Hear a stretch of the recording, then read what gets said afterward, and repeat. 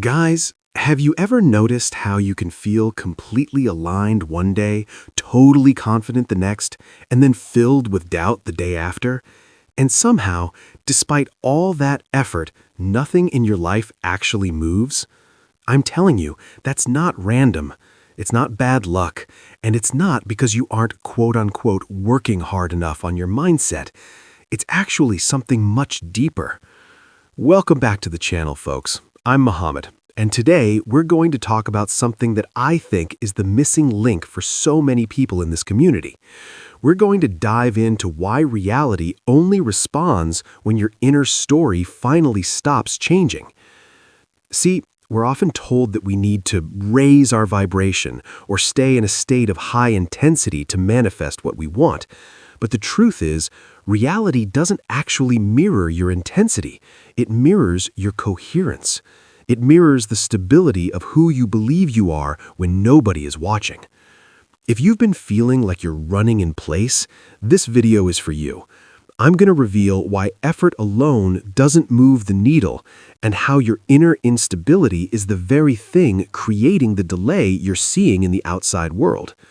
And honestly, if you stick with me until the end, this insight is going to fundamentally shift how you look at every single area of your life, from your bank account to your relationships. By the way, if you want to go deeper into the actual mechanics of reprogramming that subconscious mind of yours, I've got a free ebook called The Magic of Affirmations. It's linked right down there in the description, so go ahead and grab it if you haven't yet. It's a great companion for what we're discussing today. Now, let's really get into this. Look, I want you to imagine you're at a restaurant. You sit down, you look at the menu, and you decide you want the steak. You tell the waiter, "I'll have the steak." The waiter nods, goes back to the kitchen, and the chef starts preparing it. But 2 minutes later, you call the waiter back and say, "Actually, you know what? I think I want the pasta." The waiter says okay, goes back. The chef stops the steak, throws it out, and starts the pasta. Then 3 minutes later, you get a little anxious. You start thinking, is the pasta really what I need? Maybe I should be healthier. Maybe I want the salad. You call him back again. "Wait, sorry, can we do the salad instead?" What happens? You never eat. You're sitting there hungry, getting more and more frustrated that the food isn't coming. But the delay isn't the kitchen's fault. The delay is coming from the fact that you haven't stopped changing the order long enough for the meal to actually be cooked and brought to your table. That is exactly how most of us treat our inner reality. On Monday, we're the version of ourselves that is successful and abundant. We feel it. We walk tall. We say our affirmations. But on Tuesday, a bill comes in that's a little higher than we expected, or someone says something that triggers an old insecurity. And suddenly, the story changes. We go from "I am abundant" to "I am struggling," or "Why is this always happening to me?" And in that moment, you just called the waiter back to the table. You just told the universe, or your subconscious, or whatever you want to call it, to throw out the previous order and start a new one based on your current state of lack. And then we wonder why the big things never seem to show up. It's because the inner narrative is in a constant state of flux. You see, reality doesn't respond to what you want. It doesn't even respond to what you wish for. It responds to who you are being. And being is a function of stability. Think about the people you know who seem to have natural luck in certain areas. Maybe it's that friend who always seems to have money no matter what happens in the economy, or that person who always finds themselves in loving, stable relationships. If you talk to them, you'll notice something. They don't spend 4 hours a day visualizing. They don't do complex rituals. They just have a very stable, very boring inner story that says, "Of course things work out for me." Their inner story doesn't change when they have a bad day. If they lose a job, their story isn't "I'm a failure." Their story is, "Well, that's weird. I guess something much better is coming because I'm the kind of person who always lands on my feet."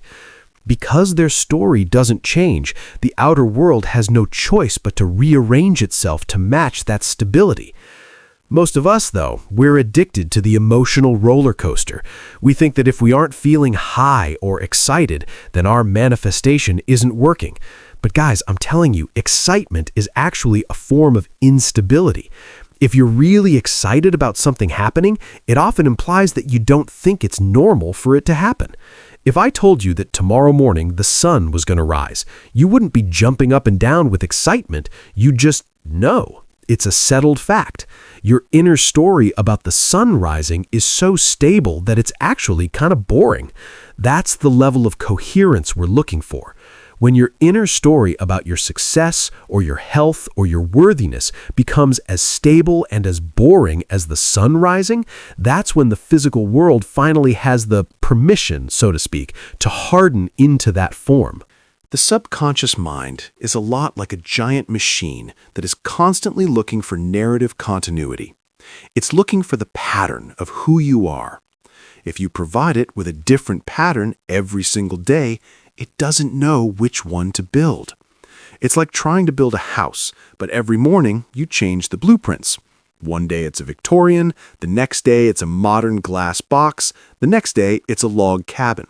The workers are just standing there on the lot, confused, not laying a single brick because they don't know what the final product is supposed to be. We have to stop negotiating with ourselves. We have to stop checking the 3D world to see if it's working yet. Because the moment you check the outside world to see if your inner change has taken effect, you're essentially saying, I don't believe it's true yet. And by saying, I don't believe it's true yet, you just changed your story back to the old one. It's a loop, and it's a loop that keeps so many people stuck for years. I want to talk about frequency for a second, because that's a word that gets thrown around a lot. People say you have to stay on the frequency of your desire. But folks, frequency isn't about how happy you feel. It's about consistency.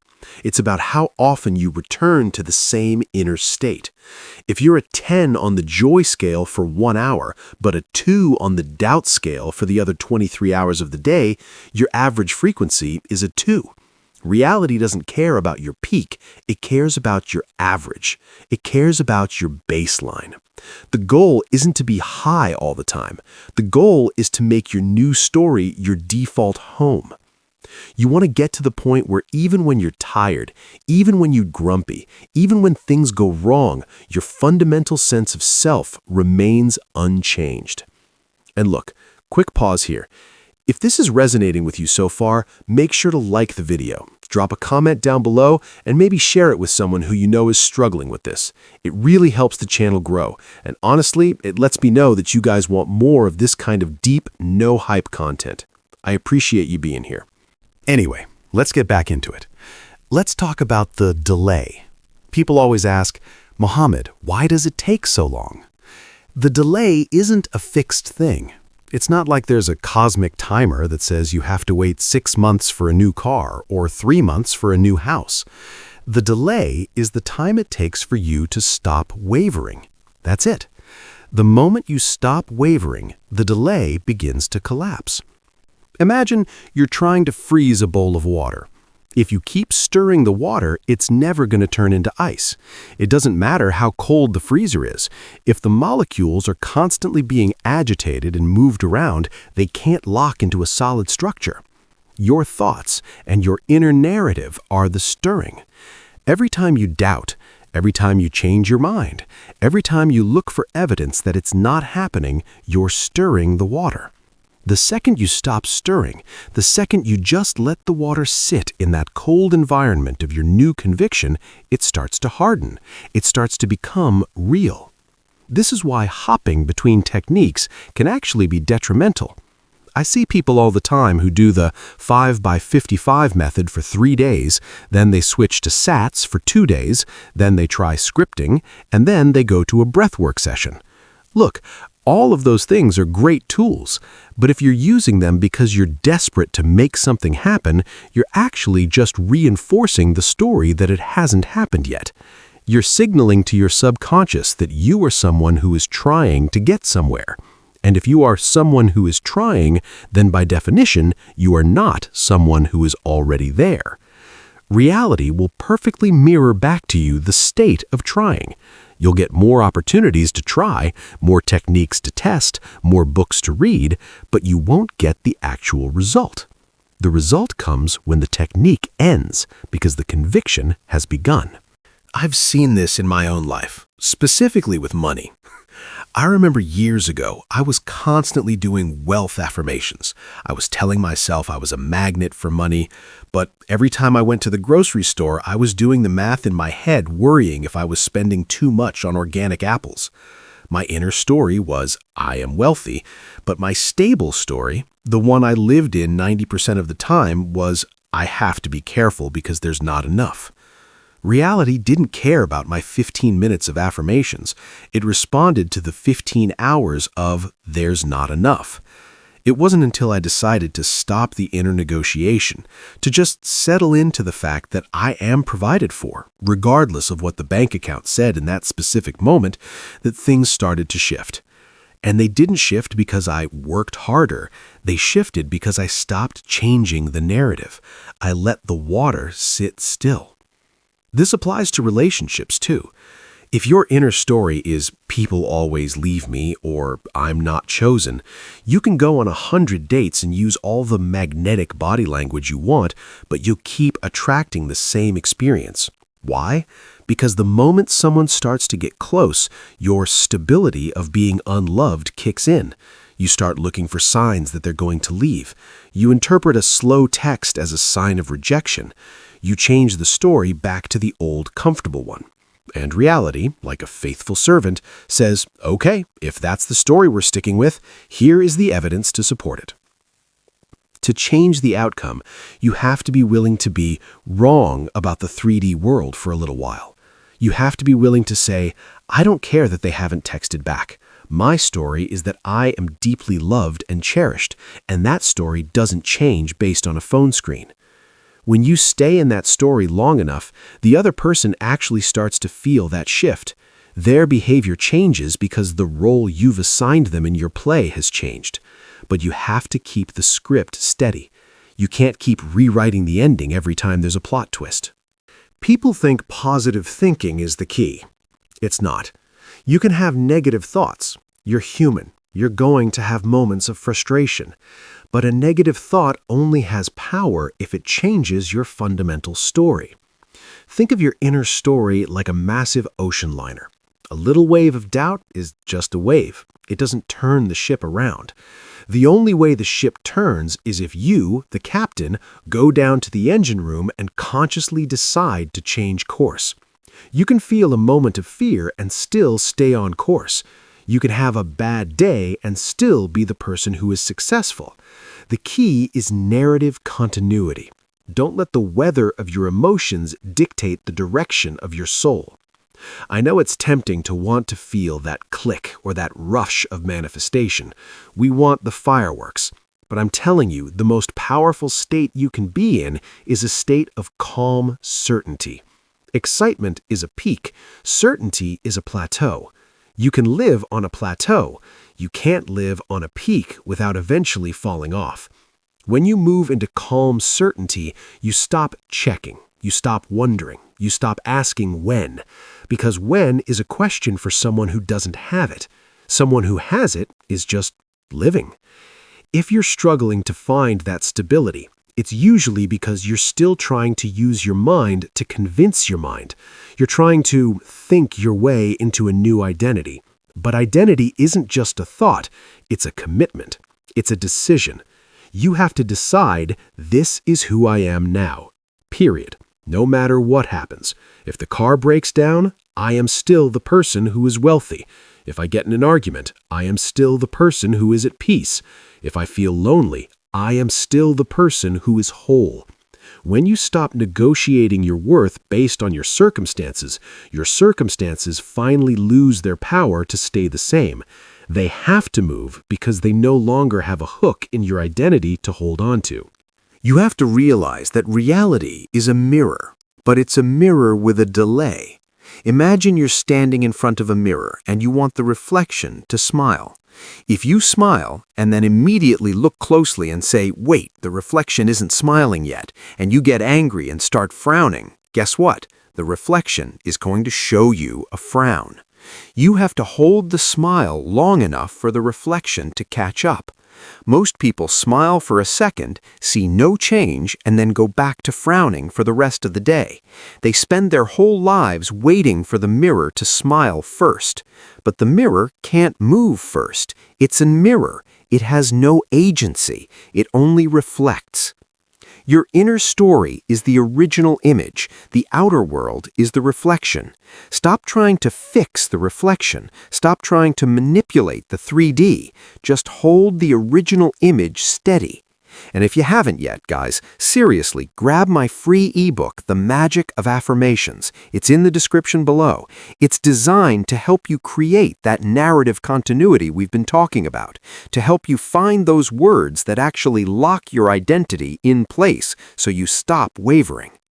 What I want you to take away from this is that you don't need more power. You don't need more energy. You just need more faithfulness to your own word.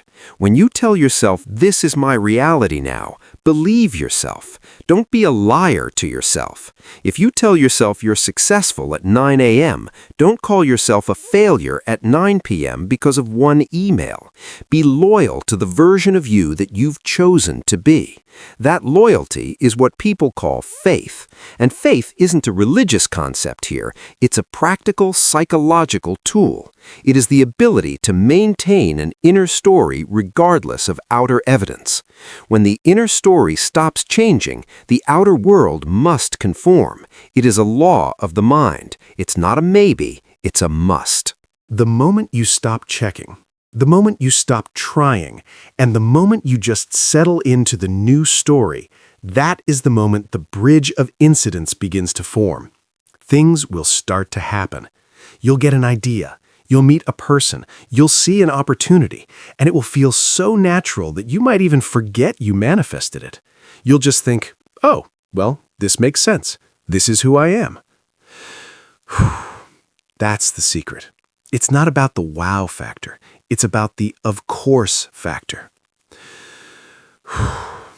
I know it's hard sometimes. We live in a world that is designed to distract us and make us reactive. We're taught to react to the news, to react to our social media feeds, to react to our bank balances. But every time you react, you're giving up your power to the reflection. You're letting the mirror tell you who you are. Today, I want you to decide to be the one who tells the mirror. Pick one story, one version of yourself, and stay there. Even if you feel nothing, even if it feels like nothing is happening, especially when it feels like nothing is happening. That's the gestation period. That's the water cooling in the freezer. Don't stir the water. All right, folks, that's it for today. I really hope this perspective helps you find that inner stillness. Thanks for spending this time with me. Whether you like, comment, share, or subscribe, that's totally your call, and I appreciate the support either way. Just remember, reality doesn't chase excitement. It doesn't respond to your desperation or your intensity. It follows stability. It follows the story that you refuse to let go of. Once your inner story finally settles, once you stop the negotiation and the wavering, the outer world finally moves. Take care of yourselves, and I'll see you in the next one.